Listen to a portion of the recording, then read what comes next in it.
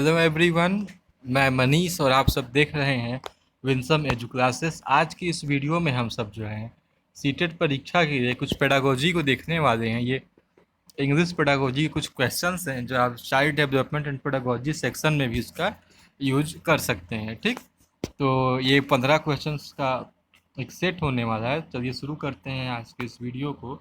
सबसे पहला क्वेश्चन है कि in dash dash dash thinking a child as a problem solver evaluates the truth और लाइकलीहुड ऑफ द स्टेटमेंट्स। ठीक, basically यहाँ यह पूछ रहा है कि चारों ऑप्शन में से किस ऑप्शन में किस थिंकिंग के द्वारा, मतलब चारों, या क्रिएटिव, एस्थेटिक, एब्स्ट्रैक्ट या लॉजिकल, इन चारों में से जो है किस थिंकिंग के द्वारा जो बच्चा जो रहता है वो एक प्रॉब्लम सॉल्वर की भूमिका निभाते हुए सच्चाई को इवेल्यूट करता है, सच्चाई का मूल्यांकन करता है और ठीक वही काम क्या करता है, स्टेटमेंट्स के उसे जोड़कर देखता है।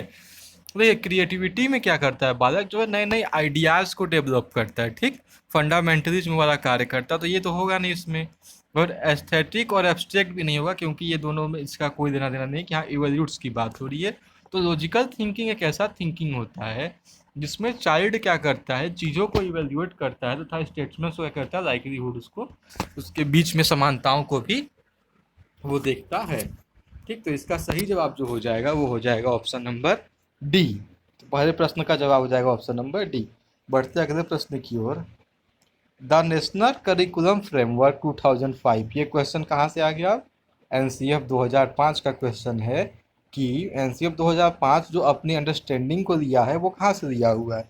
ये मोस्ट इम्पोर्टेंट क्वेश्चन है, परीक्षाओं में अक्सर पूछ लेता है कि एनसीएफ 2005 की जो भावना है या जो उसकी अंडरस्टैंडिंग है, ठीक, उसका विकास किससे हुआ? ह्यूमनिज्म, बिहेवियरिज्म, कंस्ट्रक्टिज्म या कॉग्निटिव थ्योरीज। तो जो एनसीएफ 2005 का जो अंडरस्टैंडिंग है वो कंस्ट्रक्टिज्म से आया हुआ है, संरचनावाद इसे हिंदी में कहते हैं। ठीक, तो ये सीडीपी के लिए एक महत्वपूर्ण प्रश्न हो जाएगा कि एनसीएफ 2005 का जो मूल कहाँ से आया, तो वो संरचनावाद अर्थात कंस्ट्रक्टिज्म से आया हुआ है। बढ़ते अगले प्रश्न की ओर है कि thought not only determines language but also precedes it was an idea put forward by, एक स्टेटमेंट है क्या? Thought not only determine language but also precedes it, जो आपका विचार होता है वो ना केवल भाषा को निर्धारित करता है बल्कि उस भाषा को क्या करता है, उसे प्रिसीड भी करता है, उसे आगे बढ़ाता है। तो यह आइडिया किसका है? जीन पियाजे, कहलबर्ग, वाइगोत्स्की या पावलोव। तो ये एक स्टेटमेंट है, इसमें आपको समझने जैसी चीज़ है नहीं। तो ये स्टेटमेंट जो है ये जीन पियाजे द्वारा दिया गया है। आपको पता होगा जीन पियाजे जो है स्विट्जरलैंड के एक मनोवैज्ञानिक थे। इन्होंने ही अपनी जो है सोशल कॉग्निटिव थ्योरी इन्होंने दिया था अपना। ठीक, जिसे हम डिटेल में पढ़ने वाले हो, जो कि परीक्षा में बहुत महत्वपूर्ण भी होता है। तो तीसरे प्रश्न का सही हो जाएगा ऑप्शन नंबर ए, जीन पियाजे। ठीक, बढ़ते अगले प्रश्न की ओर कि पीर groups Peer groups refer to people of roughly the same age, friends, buddies, pals, family members, all of the above। अब यहाँ पर पीर ग्रुप क्या होता है? पीर ग्रुप होता है कि जो एक स्टूडेंट नहीं है, चाइल्ड की बात करें, जो चाइल्ड के साथ रहे, विथ चाइल्ड, और कैसे रहें? सेम एज के लोग रहें। स्कूल की बात करें तो एक ही क्लास में पढ़ने वाले रहें। ठीक, तो जो बच्चे के जो दोस्त होते हैं उनके बडीज होते हैं या पाल्स, तीनों का अर्थ दोस्त ही होता है। तो इसी को जो है पीर ग्रुप के अंतर्गत रखा जाता है। पीपल ऑफ रफली द सेम एज ये नहीं होगा, फैमिली मेंबर्स भी नहीं होंगे, तो ऑल ऑफ द अबव की बात ही नहीं होगी। तो क्वेश्चन नंबर 4 का सही जवाब हो जाएगा बी, अर्थात friends, buddies and par. Pir group का अर्थ मतलब यही होता है, फ्रेंड्स, बडीज और पार। ठीक, पाल। अगला प्रश्न है कि which dash is not considered a sign of being gifted. ठीक, अब यहाँ बात हो रही है गिफ्टेड चिल्ड्रन का कौन सा साइन नहीं है, तो क्रिएटिव आइडियाज। ठीक, जब नए नए आइडियाओं का सृजन बच्चा करता है तो इससे क्या होता है, बच्चा जो क्या है, गिफ्टेड है। फाइटिंग विथ अदर्स, बच्चों के साथ, दूसरों के साथ लड़ाई करना जो है गिफ्टेड चाइल्ड का जो है साइन नहीं माना जाता। नोवेल्टी इन एक्सप्रेशन और क्यूरोसिटी, जिज्ञासा और अपनी बात को कहने में नोवल रहना, ऊपर के ए, सी और डी एक गिफ्टेड चाइल्ड का क्या साइन होता है। चूँकि यहाँ क्वेश्चन पूछा है नॉट कंसिडर्ड अ साइन, यहाँ की कौन सा माना नहीं जाता है, तो गिफ्टेड चाइल्ड जो है दूसरे बच्चों के साथ लड़ाई नहीं करता है। तो इसका सही जवाब हो जाएगा ऑप्शन नंबर बी। ठीक, पांचवा हो जाएगा option number B, fighting with others. अगला प्रश्न है कि a young children responds to a new situation on the basis of the response made by him her in a similar situation as in the past, this is related to. ठीक, अब यहाँ simple सी बात है, ये अभी learning loss किसके द्वारा दिया गया था, ये थॉर्नडाइक के जो है सीखने के नियम जो है उसके अनुसार ही कुछ है ऐसा ये प्रश्न। तो हम देखते हैं इसे कि एक जो यंग बच्चा है, चाइल्ड है, वो जो है नए सिचुएशन में रिस्पॉन्ड कर रहा है, बिहेव कर रहा है। कैसा बिहेव कर रहा है? Response made by him her in similar situation as in the past, जैसा कि उसने जो है कभी अपने पास्ट में वो उसी सिचुएशन में उस काम को किया था, नए सिचुएशन में उसी काम को कर रहा है। छोटा सा एग्जांपल, जैसे जब बच्चा होमवर्क करके नहीं आता है, स्कूल में कह दिया कि मैंने जो है होमवर्क नहीं किया या किया हूँ अपनी कॉपी को घर भूल गया हूँ, और दोबारा भी वो ऐसा ही काम करता है, इसे आप ऐसे रिलेट कर सकते हैं। तो ये नीचे दिए गए चारों लॉज में से किस लॉ के अनुसार जो है काम करता है? तो इसके law of analogy, law of effect, law of attitude और लॉ ऑफ रेडीनेस।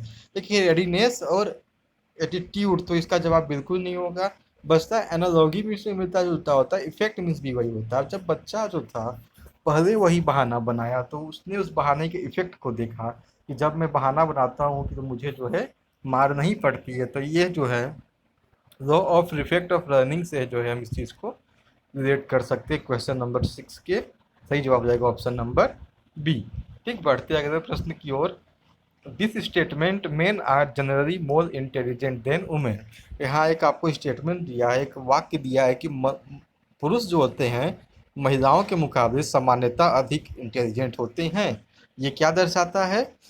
इस ट्रू सही है, मे बी ट्रू सही हो सकता है, सो जेंडर बेसिस लिंग पक्षपात को दर्शाता है, is true for different domain of intelligence. देखिए ये जो शब्द दिया है, जो स्टेटमेंट दिया है, ना ये सच है, ना सच हो सकता है, ना किसी अलग इंटेलिजेंस के डोमेन में सही माना जा सकता है। ये स्टेटमेंट सिंपल सा सिर्फ जो है जेंडर बायस को जो है दर्शा रहा है। ये जो है लिंग पक्षपात को जो है ये लाइन जो है सीधा सीधा लिंग पक्षपात को, जेंडर बायस को दर्शाता है। सही जवाब हो जाएगा इसका सातवें का option number C. Emotion and cognition are dash each other. देखिए ये क्वेश्चन दिसंबर के पेपर में आया था, दिसंबर 19 में। ठीक, फर्स्ट पेपर आप उठा के देखिएगा अगर, तो उसमें ये क्वेश्चन आया था कि emotion and cognition are dash each other interwoven not related complete separate from independent of. ठीक, तो इमोशन और कॉग्निशन जो होते हैं एक दूसरे से इंटरवूवेन होते हैं, अंतः संबंधित होते हैं। तो आठवां का सही जवाब हो जाएगा option number A, interwoven. Not related की सवाल ही नहीं होती, कंप्लीटली सेपरेट अलग भी नहीं है, एक दूसरे से आज़ाद भी नहीं, ये जो है एक दूसरे में ही अंतर्निहित होते हैं, संवेग और आपका इमोशन। ठीक, इंटरवूवेन होते हैं। अगर आप प्रश्न देखते हैं है कि young learners should be encourage to interact with peers in the classroom so that. अब देखिए यहाँ कह रहा है कि जो यंग लर्नर्स हैं, जो युवा जो स्टूडेंट सीखने वाले हैं, उनको जो है अब पीयर्स अभी मैंने बताया उनके दोस्तों, बडीज़ और पॉल्स के साथ जो है इंटरेक्ट करने के लिए इनकरेज करना चाहिए। इसका पीछे का मेन मोटिव क्या हो सकता है? इससे they learn social skills in the course of the study, the teacher can control the classroom better, they can learn answers to question from each other, the syllabus can be covered quickly। अब देखिए syllabus जो है जल्द खत्म हो जाएगा, ये इसका तो उद्देश्य बिल्कुल नहीं हो सकता। बाकी के जो तीनों ऑप्शन बचते हैं ए बी सी, तीनों में काफ़ी समानताएं हो, तीनों हो भी सकती हैं, परंतु जो सबसे अच्छा तरीका जब बच्चा जो इंटरेक्ट करेगा अपने सहपाठियों के साथ, तो वो सोशल स्किल्स को क्या करेगा, सीख पाएगा। सामान्यतः मैं बात करूँ अगर गांव देश के इलाकों में, जैसे सामान्यतः अगर आप भी जानते होंगे कि जो कास्ट सिस्टम में बटा हुआ है, तो जो जनरल ओबीसी या एससी एसटी वाले बच्चे जो हैं, नॉर्मली आप उनको एक साथ कभी नहीं रख पाएंगे। वो तभी संभव है जब वो एक क्लास में एक साथ पढ़ते हों और एक दूसरे के साथ इंटरेक्ट करें। ठीक, इंटरेक्ट करने से फ़ायदा क्या होगा कि उनके अंदर सोशल स्किल्स डेवलप होगी। जब एक जनरल का भी अगर एक फ्रेंड एससी एसटी या ओबीसी का बनेगा, तो इससे जो उनके सोशल स्किल्स में क्या होंगे, डेवलपमेंट होंगे। उसके अलावा टीचर तो क्लासरूम कंट्रोल कर ही देगा और वो जो आंसर है उसे सीख भी सकते हैं, परंतु इसका सही सबसे अच्छा जवाब हो जाएगा option number A, they can learn social skills, एक दूसरे के साथ इंकरेज करके। ठीक, बढ़ते अगले प्रश्न की ओर। Development is a never ending process, this idea is associated with. ठीक, जो विकास जो है कभी ना रुकने वाली प्रक्रिया है, यह आइडिया किससे एसोसिएटेड है? तो चार options, principle of continuity, principle of integration, principle of interaction and principle of interrelation. ठीक, तो देखिए यार, कॉन्टिन्यूटी की बात हो रही है, निरंतरता की बात हो रही है, डेवलपमेंट कभी रुकने वाली प्रक्रिया नहीं है, आप सीधे समझ सकते हैं जो कभी नहीं रुकती है वो हमेशा कंटिन्यू होती है। तो 10वें का सही जवाब हो जाएगा option number A, principle of continuity. ठीक, अब बढ़ते हैं अगले प्रश्न की ओर। Which of the following is a sensitive period pertaining to language development. ठीक, लैंग्वेज डेवलपमेंट का सबसे जो है पर्टेनेटिंग में सबसे संवेदनशील काल भाषा सीखने का कौन सा होता है? ये भी 2019 दिसंबर के पेपर में ये जो था ये क्वेश्चन आया हुआ है। तो ऑप्शन है एडल्टहुड, किशोरावस्था में जो बालक है मैक्सिमम जो है लैंग्वेज सीख जाता है, तो यहाँ सेंसिटिव तो एडल्टहुड में नहीं हो पाएगा। अर्ली चाइल्डहुड पीरियड, बिल्कुल इस अवस्था में पूर्व पूर्व जो बाल्यावस्था होती है इसमें बालक जो है सीख सकता है, ये ऑप्शन हो सकता है। प्री नाटल पीरियड, जब बच्चा माँ के गर्भ में है तब तो कोई सवाल ही पैदा नहीं होता। मिडिल चाइल्डहुड पीरियड और अर्ली चाइल्डहुड पीरियड, दोनों में सबसे बेस्ट ऑप्शन होगा अर्ली चाइल्डहुड पीरियड, तो 11 का जवाब हो जाएगा ऑप्शन नंबर बी। ठीक, बढ़ते अगले प्रश्न की ओर। Which of the following does not deter problem fixing, problem fixing को सॉल्व करने में इनमें से कौन सा कार्य नहीं करता है? फिकेशन, इंटरेचमेंट और मेंटल सेट, ये तीनों जो है प्रॉब्लम सॉल्व करने में बहुत ही ज़्यादा क्या होते हैं, यूजफुल होते हैं और डिटरमाइन करते हैं, परंतु जो इंसाइट होता है, अंतर्दृष्टि होता है, वो does not deter in problem solving. Insight does not deter problem solving, तो इसका सही जवाब क्या हो जाएगा? हो जाएगा इंसाइट, 12वां का option number A. The period of infancy is from, अब इन्फेंसी मीन्स शैशवावस्था की आयु क्या होती है? Birth to 2 years, birth to 3 years, 2 to 3 years, birth to 1 years. ठीक, इसका सबसे बेस्ट ऑप्शन यही हो जाएगा, जन्म से 2 वर्ष तक की अवस्था को हम सब इन्फेंसी अर्थात शैशवावस्था कहते हैं। बढ़ते अगले प्रश्न की ओर। A few students of class are exceptionally bright, you will teach them. ठीक, अब देखिए क्लास से कुछ जो बच्चे हैं वो बहुत ही ब्राइट है, मतलब पढ़ने में तेज है, तो उनको कैसे पढ़ा सकते हैं? Along with rest of the class, अगर क्लास के साथ पढ़ाएंगे तो वो स्टूडेंट क्या होगा, बोर हो जाएगा, क्योंकि वो क्या ब्राइट है, चीज़ वो जल्दी समझ जाएगा, तो वो साथ साथ पढ़ते पढ़ते क्या हो जाएगा, बोर हो जाएगा, तो वो शरारत करना शुरू कर देगा, क्लास का ध्यान भटकाना शुरू कर देगा। तो ऑप्शन नंबर ए तो गलत ही होगा। बाय यूजिंग इनरिच्ड करिकुलम, ठीक, हाँ, आप जो है इनरिच करिकुलम का प्रयोग करके जो है उसको जो है पढ़ा सकते हैं, बी सही हो सकता है। आगे देखते हैं, अलोंग विथ हायर क्लासेस, नहीं, हायर क्लासेस में उसको हम नहीं डाल सकते, अब कक्षा 4 के बच्चे को हम सीधे 8 में नहीं डाल सकते, सिर्फ इस आधार पे कि वो जो है बहुत ही ज़्यादा पढ़ने में ब्राइट है। ओनली व्हेन दे वांट, जब वो चाहें, ये भी गलत। तो इस 14 का सबसे बेस्ट ऑप्शन हो जाएगा ऑप्शन नंबर बी, जब उनको जो है हम सब इनरिच्ड करिकुलम के माध्यम से ही पढ़ाया जा सकता है। ये जो है एनसीएफ 2005 के अंतर्गत भी बताया गया है। अगला प्रश्न है, inclusion of children with special needs, अब ये सेंटेंस पूरा करना है हमको चारों ऑप्शन में से। Is detrimental to children without disabilities, क्या अगर स्पेशल नीड वाले चिल्ड्रन के साथ नॉर्मल बच्चों को पढ़ाने पे क्या उनके मानसिक दबाव बढ़ता है? बिल्कुल नहीं।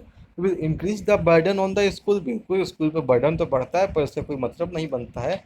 Requires a change in attitude, content and approach of teaching, हाँ, अब ये देखिए यहाँ कुछ सही बात लग रही है कि जब हम स्पेशल नीड्स वाले चिल्ड्रन को नॉर्मल स्टूडेंट्स के साथ पढ़ाते हैं तो इसमें टीचर की जिम्मेदारी बनती है कि वे जो है अपने टीचिंग अप्रोच में चेंज करे, अपने कंटेंट में चेंज करे और अपने एटीट्यूड में चेंज करे। ठीक, और इज एन अनरियलिस्टिक गोल, ये भी गलत होगा, मुमकिन है तभी आज हो पा रहा है। तो 15 का सही जवाब हो जाएगा ऑप्शन नंबर सी। ठीक,